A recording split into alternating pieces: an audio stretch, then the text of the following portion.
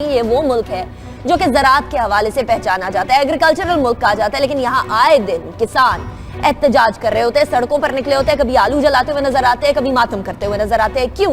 क्योंकि हमसाया मुल्क से सब्जियां भी आ रही हैं और रॉ कॉटन यानी कपास भी आ रही है, जबकि अपने मुल्क के अंदर ये तमाम चीजों की पैदावार हो सकती है। अपना मुल्क इतना जरखेज है कि इधर इंपोर्ट करने की जरूरत ना पड़े। लेकिन खाबर साहब, ये इंपोर्ट्स जो आ रही हैं, क्या इनकी जरूरत है या सिर्फ और सिर्फ इसलिए कि एक राबता रखा जाए ट्रेड का, सिर्फ इसलिए किया जा रहा है? अनिका, देखिए, मैं तजारत हमसाया मुमालिक में होनी चाहिए, और लेकिन वो इशू यही है कि वो पैरिटी लेवल पे होनी चाहिए, आपका इक्वल फुटिंग पे होनी चाहिए, बराबरी की सतह पे होनी चाहिए। ये नहीं हो सकता कि एक मुल्क आपके साथ तजारत करे, वो फ़ायदे उठाए, आपको ना आप फ़ायदे ना उठाएं। ये ऑफिशियल रिकॉर्ड है, ये कल तक के ऑफिशियल रिकॉर्ड हैं जो गवर्नमेंट के अपने हैं। मैं नहीं बता रहा अपनी तरफ से नहीं, मैं को फैब्रिकेट कर रहा। उसके मुताबिक ये है कि आपका पिछले साल आपने जो इंडिया के साथ आपने जो ट्रेड की है, उसमें आम लोगों को समझने की ये है कि इंडिया ने हमें ज़्यादा चीज़ें बेची और कम हमसे, उन्होंने $2 बिलियन का अराउंड उन्होंने प्रॉफिट हमसे कमाया है। ठीक है, अच्छी बात है, आप क्या कर सकते हैं। हमारी गवर्नमेंट समझती है कि यही होना चाहिए, लेकिन उसमें जो सबसे जो एक हैरानगी की बात यह है कि हमारा मुल्क जो, जिस तरह आपने कहा कि एग्रीकल्चर इकोनॉमी है, हमारे 60 से 70% लोगों का जो रोजगार है वो एग्रीकल्चर के साथ है।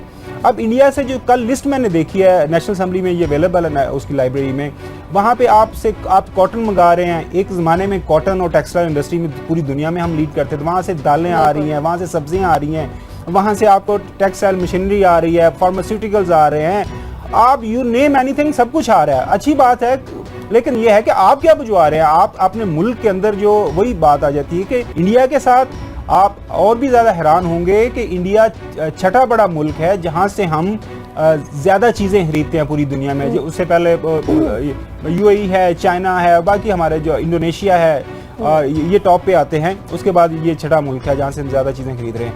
इशू ये है कि हम एज ए एग्रीकल्चर इकोनॉमी, अभी कल परसों एक रिपोर्ट आई है international food policy research institute की, उसके मुताबिक पाकिस्तान की जो एग्रीकल्चर इकोनॉमी है वो श्रिंक हो रही है, वो ख़त्म हो रही है। आपके 22% लोग जो हैं उनको अब फूड सिक्योरिटी के मामला पैदा हो रहे हैं, उनके पास खाने के लिए प्रॉपर फूड नहीं है। और ये हो कैसे ऐसे मुल्क के साथ रहा है जो पूरी दुनिया में एक ज़माने में जाना जाता था, जिसके पास सबसे बेहतरीन नहरी सिस्टम था, जिसके पास सबसे बेहतरीन ज़मीनें हैं, जिसके पास पानी के कोई मसला नहीं था। लेकिन अब देखें हालात हमारे मुल्क के ये हो रहे हैं। जी, इंडिया का ताल्लुक है तो ये तो मतलब बहुत अरसा पहले, मैं कहूँगा परवेज मुशर्रफ के ज़माने में ये हुआ था, जब आपने तितली नोट वाला भी जो वो है खोला था, फिर वो चकोटी वाला भी पॉइंट खोला था, और ये कॉन्फिडेंस बिल्डिंग मैयर शुरू हुए थे। ट्रेड बहुत अच्छी चीज़ है, लेकिन जैसे खावर ने कहा ना कि ट्रेड के अंदर बैलेंस होना चाहिए, और ट्रेड उन चीज़ों की होनी चाहिए जो पाकिस्तान में नहीं होती। अभी आप हैरान होंगी कि जो काबली चना है ना, वो भी इंडिया से आ रहा है, और वो उसकी 30.83 मिलियन की उसकी पेमेंट होती है। साथ इंडियन रॉ कॉटन का जो उसने जिक्र किया कि उसकी 161.39 मिलियन जो है उसकी वो जो है डॉलर जो है वो हम इंडिया के साथ कर रहे हैं। वो तो छोड़े, आपका स्किम्ड मिल्क पाउडर जो आपके मुल्क में बहुत अवेलेबल है, वो भी आप वहां से कोई 21.3 मिलियन का बोला। इसी का आप कंपेयर करें आप पाकिस्तान के साथ, तो आपको पता चलेगा कि पाकिस्तान की अगर वहां से इंडिया रॉ कॉटन आ रही है 161.39 मिलियन डॉलर की, तो यहाँ से जो जा रही है वो 42.4 मिलियन डॉलर जा रही है। सो आपने ट्रेड जरूर करनी है, लेकिन बराबरी की सतह पर और उन चीजों के हवाले से जो हमें चाहिए, इसका बैलेंस होना चाहिए। सही, बिल्कुल बैलेंस होना चाहिए, और उन चीजों की ट्रेड के खिलाफ कोई नहीं, लेकिन ट्रेड उन चीजों का होना चाहिए जो पाकिस्तान को जिनकी जरूरत है, ना ये कि जो पाकिस्तान में प्रोड्यूस होते हैं। ऐड करने दीजिए जी खाबर साहब, क्विकली कर दीजिएगा। एक क्विक कमेंट। अच्छा, ये अभी मुझे एक मैसेज आया है, हमारे कोई प्रोग्राम देख रहे हैं सियालकोट से, सबा साहब हैं, को आड़त का कारोबार करते हैं। वो ये कह रहे हैं कि हम अभी जो है ना डीएपी की शॉर्टेज हो गई है पंजाब के अंदर।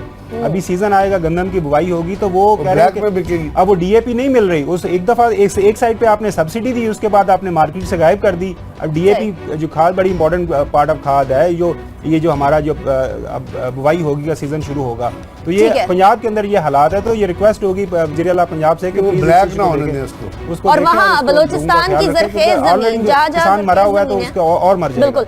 और खाबर साहब, पंजाब में हाल है जहाँ बलोचिस्तान में जरखेज जमीन है, वहां तक पानी नहीं पहुंचाया जा रहा। ये हाल है फिलहाल एक ऐसे मुल्क का जो कि ज़राअत के हवाले से चलता है, क्योंकि सड़कों की तरफ ध्यान है, क्योंकि लंबी करने के लिए, तवील करने के लिए सड़कें, उनके ऊपर पैसा लगाया जा रहा है। मेट्रो ट्रेन की बात की जा रही है, बिल्डिंग्स की बात की जा रही है, और अभी एक ऐसी बिल्डिंग का बताऊंगी जो कि आप हैरान रह जाएंगे। स्टेट गेस्ट हाउस बनने वाला है इस्लामाबाद में, और स्टेट गेस्ट हाउस पे स्टेट के पैसे लगेंगे, और रहेगा कौन? खावर साहब ये भी बताइएगा। फॉरेन ऑफिस ये बना रहा है, यानी फॉरेन डिग्नेटरीज आकर इधर रहेंगे। हम लोग जब बाहर जाते हैं अपने पैसों पर, हमारे वजीर आजम रहते हैं मुल्क के पैसों के ऊपर, वॉल्डोर्फ एस्टोरिया में रहते हैं। यहाँ state guest house foreign office को बनाने की क्या जरूरत पड़ी है? यानी कि अगर इसका थोड़ा सा कॉन्सेप्ट में जाए तो कॉन्सेप्ट तो थोड़ा सा समझ में आता है कि ठीक है, आप एक अच्छा सा स्टेट गेस्ट हाउस बना दें, आपकी जो फॉरेन डिग्नेटरीज आते हैं बजाय उनको 5 स्टार 7 स्टार होटल में रखने, वहाँ पे एक अपनी गवर्नमेंट का अपनी बिल्डिंग को वहाँ पे रखें। लेकिन वो मकसद, जो मसला वही है कि आपको जिस मकसद के लिए पैसा इन्वेस्ट करते हैं वो मकसद पूरा नहीं होता। एक स्टेट गेस्ट हाउस बनेगा और स्टेट गेस्ट हाउस में उसमें बड़े बड़े आपको पता ठेके होंगे मल्टी बिलियन, उसके बाद उस खर्चे होंगे, किक बैक्स, आपको पता सारी पाकिस्तान के अंदर जो सारे का सारा फोकस पीएमएलएन गवर्नमेंट का है वो कंस्ट्रक्शन बिजनेस पे है। ये उसकी खास वजूहात हैं, वो आपको पता है कि एवरी नो एंड देन वो मीडिया पे आती रहती है कि क्यों इनका ज़्यादा कंस्ट्रक्शन बिजनेस में इंटरेस्ट है।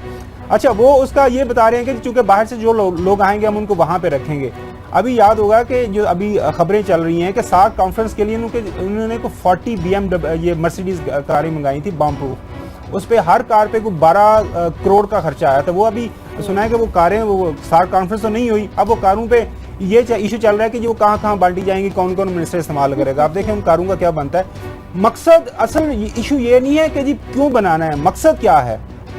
अगर जिस मकसद के बनाना, अभी जो ब्रिगेड से बात कर रहे थे ना, यकीन करें कि आप पूरी दुनिया में विजिट करते हैं तो उनके जो एक अभी पिछले दिन मुझे उस मुल्क का मैं नाम भूल रहा हूँ, उन्होंने ये स्पेशल ऑर्डर पास कर दिया था कि जब उनके जो मुल्क के लोग दूसरी ऑफिशियल विजिट पे जाएंगे तो वो जो रेलेवेंट एम्बेसी होगी उस मुल्क के अंदर, उनकी अपनी एम्बेसी, अपना मिशन होगा, वहाँ पे स्टे करेंगे, किसी होटल में स्टे नहीं करेंगे। उनको पर डीएम्स, उनको ये जो अल्ले तल्ले हमारे हुक्मरान उड़ाते रहते हैं, उनको ये नहीं मिलेगा।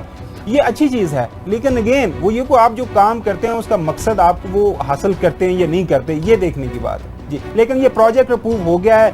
आजकल वो इस्लामाबाद में वो साइट देख रहे हैं कि किस साइट पे बनाना है, अभी आने वाले सालों में बनेगा जी स्टेट गेस्ट हाउस जी। ठीक है, इसका वो इस्लामाबाद एयरपोर्ट वाला हाल तो नहीं होगा गजनफर साहब?